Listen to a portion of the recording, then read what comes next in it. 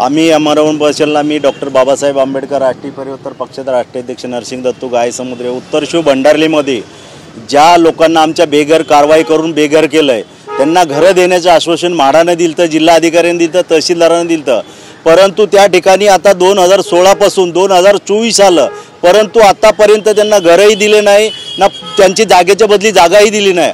आमची एकच मागणी आहे, आता रजा मार्केटचं काम आता ह्या आचारसंहितेमध्ये त्यांनी चालू केलं।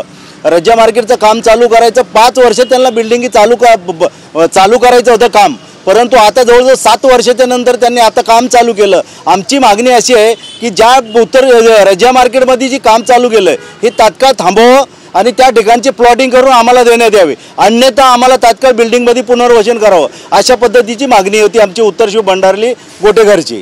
किती एकूण बाधित आहेत? जवळजवळ त्या ठिकाणी बाधित 2,500 ते 2,000 लोक बाधित आहेत।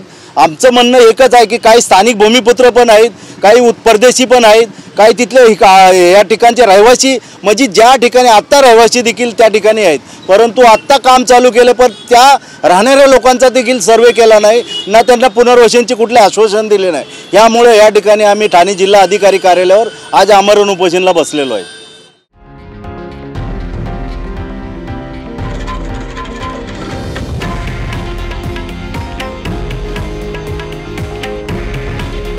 हे आहे देशातील नंबर 1 न्यूज नेटवर्क आणि आपण पाहत आहात TV9 मराठी। काळजी तुमची, हित महाराष्ट्राचं।